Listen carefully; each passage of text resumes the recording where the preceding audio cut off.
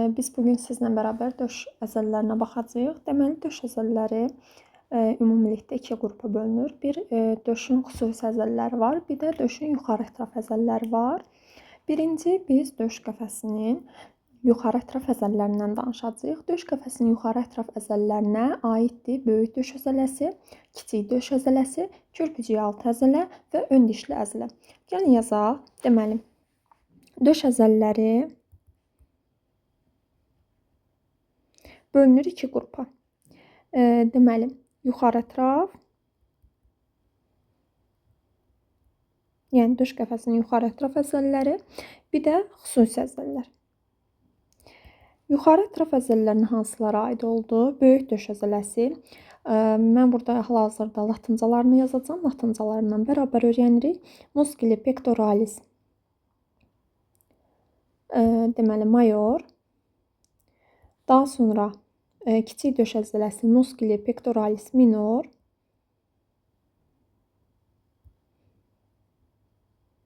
Sonra gəlir, deməli, körpücüyaltı əzələ musculi subclavius.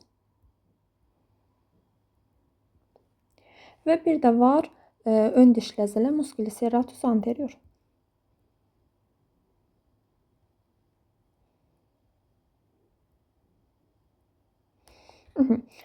Bunlar oldu bizim yuxarı ətraf əzələlərimiz. İndi xüsusi qrupa baxırıq. Xüsusi qrup əzələlərinə isə nələr aiddir? Daxili qabırğa arası əzələlər, hansı ki musculis. Bunların miqdarı çox olduğuna görə 2 dənə M yazırıq. Yəni cəmləyirik musculi sözünü. Deməli, intercostalis interni. Daha sonra var. Bu daxil oldu mu? Bir də bunun xaricisi var. Musculi intercostalis externi. Sonra var qabırğa altı əzələlər, hansı ki musculi subcostalis. Bir də var döş qəfəsinin köndələn əzələsi. Döş qəfəsinin köndələn əzələsi isə musculi deməli transversus thoracis olacaq. Deməli, təkrarlayaq. Döş əzələləri iki qrupa bölünür. Yuxarı ətraf əzələləri var, bir də xüsusi əzələlər var. Yuxarı ətraf əzələlərinə aiddir musculi pectoralis major böyük döş əzələsi, musculi pectoralis minor kiçik döş əzələsi, musculi subclavius yəni körpücüyaltı əzələ, musculi serratus anterior deməli ön dişli əzələ. Və xüsusi əzələlərimiz var. Xüsusi əzələlərə aiddir musculi intercostalis interni, yəni kostalar arası, qabırğalar arası əzələ, musculi intercostalis externi, qabırğa arası daxili var, qabırğa arası xarici var. Daha sonra qabırğa altı əzələlər var, hansı ki musculi subcostalis, bir də döş qəfəsinin köndələn əzələsi var. Bu da musculi transversus thoracis olacaq. İndi şəkildə göstərdiyimiz əzələ böyük döş əzələsidir. Böyük döş əzələsinə fikir versəz, o üçbucaq şəklindədir. Yəni bu şəkildədir. Təxmini forma versək, üçbucaq şəklindədir və onun 3 dənə başı vardır. Bunlar hansılardır? 3 dənə hissəsi var. Bunlar hansılardır? Körpücük hissə, yəni klavikular hissə, pars clavicularis. Daha sonra döş qabırğa hissəsi var, sternocostalis, pars sternocostalis.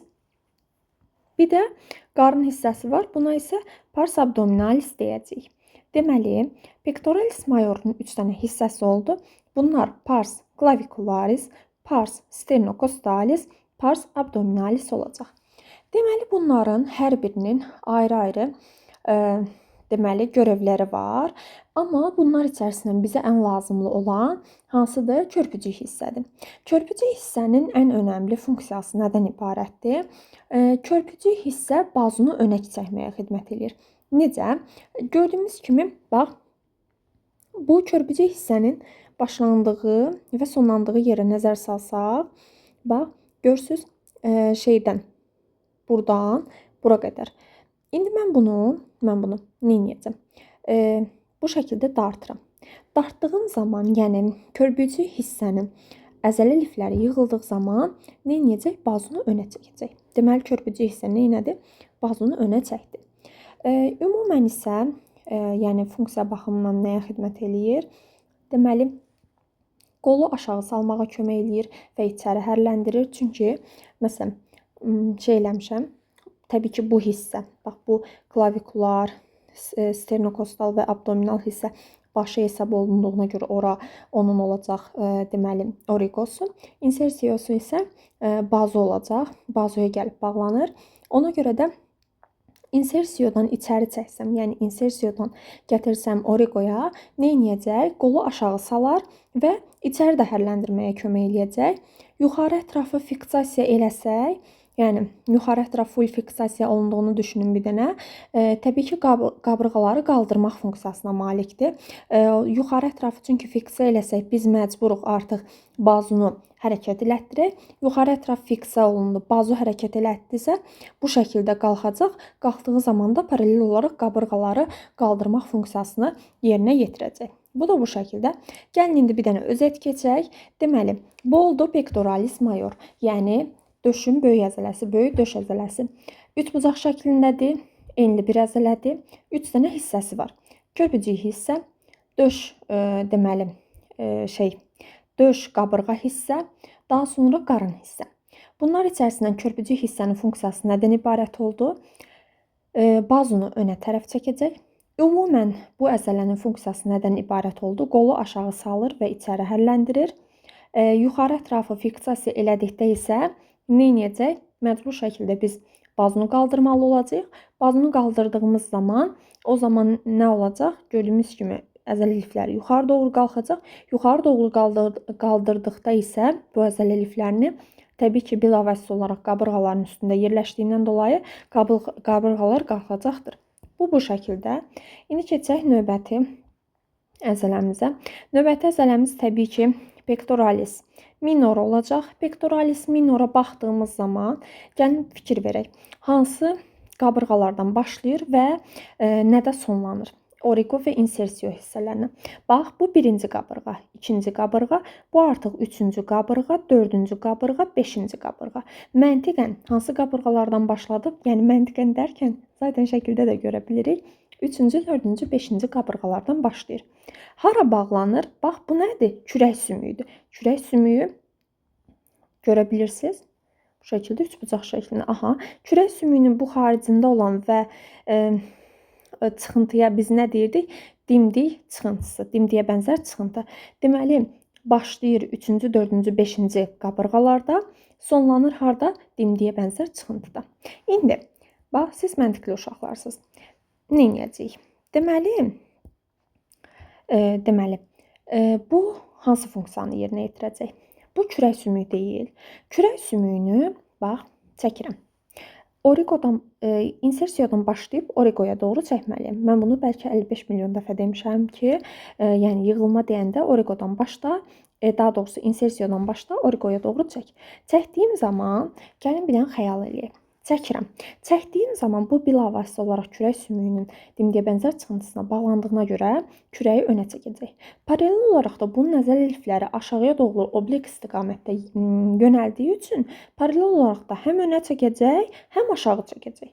Deməli, kiçik döş əzələsinin funksiyası nə oldu? Kürəyi önə və aşağı çəkmək. Təsəvvürlə kürəyi fiksasiya eləmişsən, okey, kürəyi tərpədə bilmirəm qətiyyən. Deməli, mənim işim harayla olacaq artıq? Yəni, bu hal normal yığılmaya aid deyil də, fiksasiya halına aiddir. O zaman sən origodan tutub insersiyaya doğru darta bilərsən. Kürəyi blokada elə, deməli elə, fiksasiya elə. Fiksasiya eləyəndə nə olacaq? Bu əzələ lifləri yuxarı doğru yığılacaq. Yuxarı doğru yığıldığı zaman da bilavasitə olaraq qabırğalara bağlandığından dolayı qabırğaları qaldıracaq. Qabırğanı da qaldırırsa məntiqən tənəffüs hərəkətində də iştirak eləyə bilər, əgər kürək fiksasiya olunursa. Deməli, indi gəl təkrar eləyək. Kiçik döş əzələsinin funksiyası nədən ibarət oldu?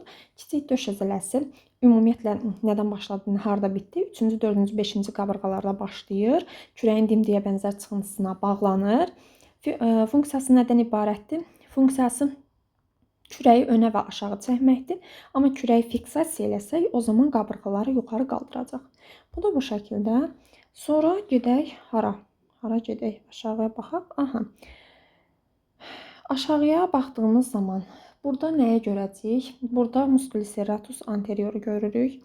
Gördüyümüz kimi musculus serratus anterior ön dişli əzələ adlanır. Yəni Azərbaycancaya tərcümə eləsək, bu əzələyə baxdığımız zaman harda başlayır, haraya bağlanır? Gəlin ona baxaq. Bax, bir dənə zəhmət olmasa bura fikir ver. Bax, fikir versən, bu hansı qabırğalardır? Bax, 10, 11, bu da 12. Düzdürmü? Görsən, bunun bundan işi yoxdur. Bu musculus serratus anterior görsən 9 dənə qabırğanın üstünə yapışıb. Yəni yuxarı 9 qabırğadan başlayır. 1 ilə 9 arası bütün qabırğalara başlayır. Origin hissə oradır. Amma insersiyosuna baxsaq, görürsüz burada yenə kürək sümüyünü görürük də. Kürəyin hansı kənarına bağlanacaq? İçəri kənarına. Yəni gül buketi kimi düşün da. Yəni 9 dənə qabırğanın üstündən keçir. Sonra üçbucaq şəklində şey eləyir, nazikləşir və gəlir hara bağlanır? Kürəyin içəri kənarına bağlanacaq. Okay. Bunu da anladıqsa, indi funksiyaya baxaq. Funksiyası nədən ibarətdir? Bax, kürəyin bu hansı bucağıdır? Bu aşağı bucağı olacaq da. Bu aşağı bucağını bayıra doğru hərəkət elətdirəcək. Yəni necə? Bax, sən buradasan, değil mi? İndi göstərəcəm. Deməli bu insersiyodur. Insersiyodan tut, origoya doğru dart.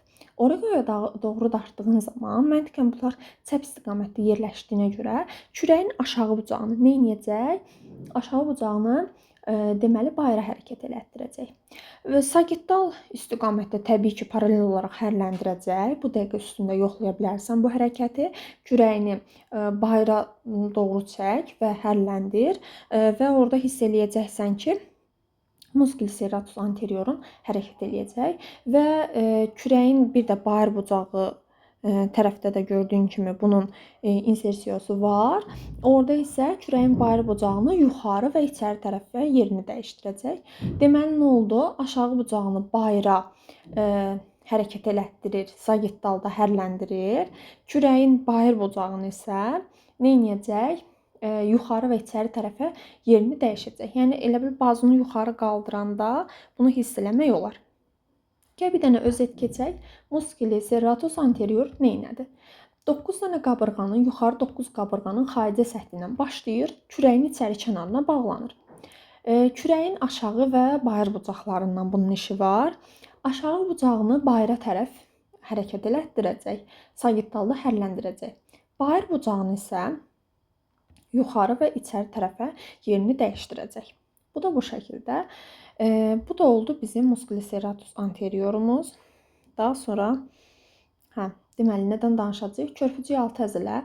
Körpücüyaltı əzələnin bir dənə baxın şəkli. Körpücüyaltı əzələnin şəklini qoymamışam. Niyə qoymamışam? Onu bilmirəm. Nəysə, bir dəqiqə. Subcostalis.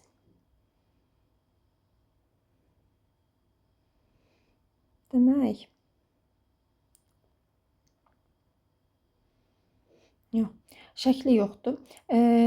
Bu subcostalis birinci qabırğadan başlayır və körpücüyün aşağı bayır hissəsində bitəcək. Burada indi şəkli yoxdur, göstərə bilmirəm, təəssüf ki. Bax, bu harda yerləşir bilsənmi? Bu birinci qabırğadan başlayır, körpücüyün aşağı bayır hissəsində bitmirmi? Bax, burada çəkəcəm. Bax, təxmini yəni bu şəkildə yerləşəcək. Bu şəkildə. İndi xəyal elə ki, bu subkostal əzələmizdir. Deməli, bax, harda başladı? Birinci qabırğadan başladı. Harda bitdi? Aşağı bayır kənarında, aşağı bayır hissəsində bitdi. İndi məntiqən bu nə edəcək? Deməli, körpücüklə işimiz var. Nə edə bilərik burada? Demək, bunun başlanğıc nöqtəsi birinci qabırğa deyilmi? Sonlama nöqtəsi kürək deyilmi? Bunun istiqaməti bu şəkildə olacaq. Bu şəkildə istiqamət alsa, o zaman deməli körpücüyü önə, və aşağı çəkəcək. Bax, bir dənə məntiqlə düşün. İnsersiyo nöqtə buradır, oriqo nöqtə buradır. Məntiqən bu şəkildə, yəni insersiyodan oriqoya doğru hərəkət eləsə, nə edəcək? Körpücüyü deməli içəri və aşağı çəkmiş olacaq. Bu da bu şəkildə önə və aşağı çəkir. Bir də təbii ki, həm önə, həm aşağı çəkdiyinə görə biz burada deyərik ki, eyni zamanda körpücüyü hərləndirmək funksiyasına da malikdir. Bu da bu şəkildə, ümid edirəm anlaşıqlı olmuşdur. Zaten çox kiçik bir əzələdir və burada çəkəndə də tam olaraq yəni düzgün bir şəkildə çəkdim zaten. Ona görə söhbəti məncə tutdum. Deməli, bu belə. Bunlar getdi. Bunlar oldu döşün deməli yuxarı ətraf əzələləri. İndi keçək döşün hansı əzələlərindən danışaq? Döşün deməli xüsusi əzələlərindən danışacağıq. Döşün xüsusi əzələlərini bayaqları dedik. Daxili qabırğa arası əzələlər var, xarici qabırğa arası əzələlər var, qabırğa altı əzələlər var. Daha sonra döş qəfəsinin köndələn əzələsi var. Gəlin indi bunlar haqqında danışaq. Birinci, daxili və xarici interkostal əzələlər haqqında danışaq. Deməli, daxili interkostal əzələləri sən baxırsan şu an orada sarı fıstıq rəngində olan deməli əzələlərimizdir. Bu əzələlərdən danışsaq, deməli əzələ lifləri hara gedir əvvəlcə? Gəl bu haqqda danışaq. Bax, görsən, bunun əzələ lifləri bu şəkildə gedir. Yəni istiqamətlənməsi hara tərəfdir? Yuxarı və arxaya tərəf. Yuxarı, arxaya. Fikir verirsən də, eksternalın tam olaraq əksinə, yəni yuxarı arxaya gedəcək. Deməli, bu əzələ ümumiyyətlə döş sümüyünün kənarından başlayacaq. Döş sümüyünün kənarından başlayacaq. Və deməli, daha doğrusu şeydən başlayacaq. 8-ci qabırğa qığırdağından başlayacaq. Döş sümüyünün kənarına bağlanacaq. Çünki yuxarıdan yuxarı arxaya gedir də. Məntiqən ona görə də 8-ci qabırğadan başlayacaq. Döş sümüyünün kənarına bağlanacaq. Və bunun funksiyası nədən ibarətdir? Bunun əzələ lifləri yuxarıya getdiyinə görə və başlanğıc nöqtəsi də 8-ci qabırğa qığırdağı olduğuna görə, ona görə biz insersiyodan oriqoya doğru bunu dartsaq, yəni bunları yığsaq, yığdığımız zaman qabırğanı endirəcək. Qabırğanı endirirsə məntiqən hansı hərəkəti icra eləyəcək? Nəfəs vermə hərəkətini icra eləyəcək. Bu da bu şəkildə. Ümid edirəm bura anlaşıqlı olmuşdur. İndi gəl yaşıl olan əzələmizə baxaq. Yaşıl olan əzələmiz nədir? Eksternal, yəni eksternal interkostal, yəni xarici qabırğa arası əzələlərdir. Xarici qabırğa arası əzələlər baxdığınız zaman görürsüz, yuxarıdan aşağıya doğru gedir. Aşağıya və önə doğru gedəcək. Görsən, önə gəlir, arxaya getmir ki. Deməli, aşağı, önə. İstiqaməti necə oldu? Aşağı, önə doğru. İndi buna bir dənə fikir ver. Bu aşağıya doğru uzanır. Deməli, bu əzələmiz yuxarı 11 qabırğa arası sahədə yerləşir. Yəni, birinci qabırğadan tut, 12-ci qabırğaya qədər yerləşir. Aralarda da 11 dənə qabırğa arası sahə yoxdurmu? Yəni, yuxarı 11 qabırğa arası sahədə yerləşir. İndi, bu aşağı önə getdiyinə görə, məntiqən bunun deməli, insersiyosu və oriqosu necə olacaq? İnsersiyosu aşağıda, oriqosu yuxarıda olduğuna görə, mən bunu aşağıdan yuxarıya doğru dartsam, bu nə edəcək? Qabırğanı qaldıracaq. Qabırğanı qaldırırsa paralel olaraq nəfəs alma hərəkətində iştirak eləyəcək. Bu da bu şəkildə. Bu da oldu bizim xarici qabırğa arası əzələmiz. Bu da belə getdimi? İndi gəl düş aşağı. Nəyə baxacağıq? Deməli, transvers əzələyə baxacağıq. Transvers əzələ muskuli transversus deməli toraxis adlanır. Yəni döşün köndələn əzələsi. Bu əzələnin yerləşmə formasına baxdığımız zaman belə qəribə bir formadadır. Yəni ulduzu xatırladır qismən. Bu necədir? Hardan başlayır? Bax, Bir dənə buraya fikir ver. Bu hansı çıxıntıdır? Xipoid, yəni xəncərə bənzər çıxıntı hesab olunur. Bu da döş sümüyünün cismidir. Bu da xipoid çıxıntısıdır. Tam buradan başlayır. Yəni ki, bunun başlanğıc nöqtəsini nə deyə bilərik? Döşün cisminin aşağı hissəsinə və xəncərə bənzər çıxıntıdan başlayır. Və hara bağlanır? İndi gəl buna bax. Bağlandığı yerə nəzər salanda bir dənə fikir ver. Bu ikinci qabırğa, ikinci, üçüncü, dördüncü, beşinci, altıncı. Hansı qabırğalara bağlandı? İkinci, üçüncü, dördüncü, beşinci, altıncı qabırğanın hansı kənarına? Aşağı kənarına bağlanacaq. Deməli, döş sümüyünün cisminin aşağı hissəsi və xipoid çıxıntıdan, yəni xəncər bənzər çıxıntıdan başladı və bunlara bağlandı. Və indi bu nədə iştirak edəcək? Yenə biz insersiyadan oriqoya doğru dartmalıyıq. Insersiyo nöqtəsi qabırğalar, oriqo nöqtəsi döş sümüyü olduğuna görə dart bir dənə bunu. Dartdığın zaman əzələ lifləri aşağıya doğru hərəkət elədiyinə görə məntiqən nə edəcək? Qabırğaları aşağı çəkəcək. Qabırğanı aşağı çəkirsə, qabırğanı endirirsə hansı hərəkətdə iştirak edəcək? Təbii ki, nəfəs vermə hərəkətində iştirak edəcəkdir. Bu da bu şəkildə, bunda danışdıq. Daha sonra diafraqma haqqında danışacağam. Sonra topoqrafiyadan bir dənə şeyimiz qalıb. O haqqında danışacağam. Bir də nə haqqında danışmaq istəyirəm? Burada bir dənə də əzələmiz var təbii ki. Bu əzələmizdə hansı olacaq? Qabırğa altı əzələlər olacaq. Qabırğa altı əzələlər təbii ki, bu əzələlərdən də daxildə yerləşir. Belə ki, bu əzələlər 10-cu, 12-ci qabırğalardan başlayır və yuxarıya doğru hərəkət eləyir. Yuxarıya doğru insersiyo elədiyinə görə insersiyodan aşağı dartsan, oriqoya dartsan, məntiqən qabırğaları endirəcək, yəni nəfəs vermədə iştirak edəcəkdir. Bu da bu şəkildə. Bunu da yadımızda saxlayırıq. Daha sonra nədən danışacağıq? Diafraqmadan danışmaq istəyirəm. Diafraqma deməli, baxaq. Bu diafraqmadır. Diafraqma bildiyimiz kimi döş boşluğunu qarın boşluğundan ayıran yeganə əzələvi orqan hesab olunur. Deməli, bu hiatus aortikus əmələ gətirəcək. İlk öncə bundan danışaq. Yəni o aorta deşiyi əmələ gətirir. Aorta deşiyini hansı səviyyədə əmələ gətirəcək? Birinci bel fəqərəsi səviyyəsində, birinci bel fəqərəsinin önündə əmələ gətirəcək hiatus aortikusu. Yəni bu sayədə aorta oradan keçir. Bir də bunda qida borusu deşiyinə rast gəlinir. Qida borusu deşiyi isə hiatus özofagus adlanacaq. Qida borusu və azan sinirlərinə məxsus, yəni onların hər ikisi diafraqma deşiyindən keçir.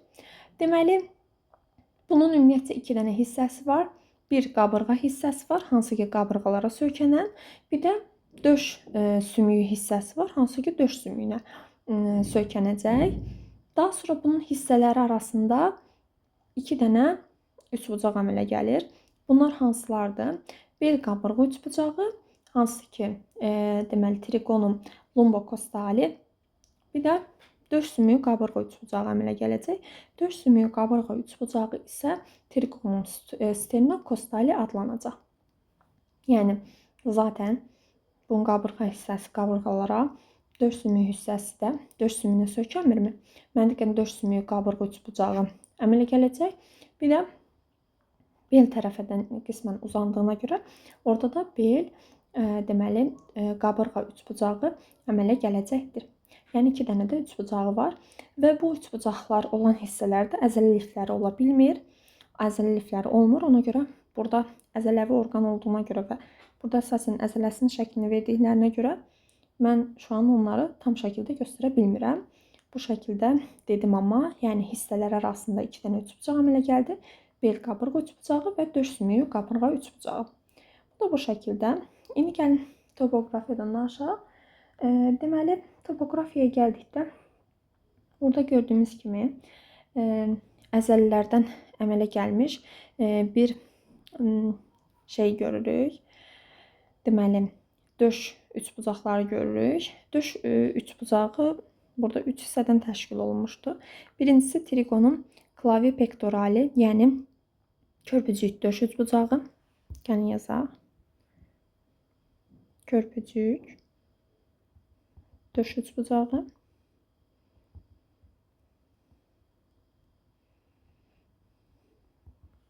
daha sonra buradan gəlir deməli hansı üçbucaq? Döş üçbucağı, döş üçbucağı. Gördüğünüz kimi sırf döş hissəni tutur. Bir də hansı üçbucaq olacaq? Trikonum subpektorali, yəni ki döş altı üçbucaq.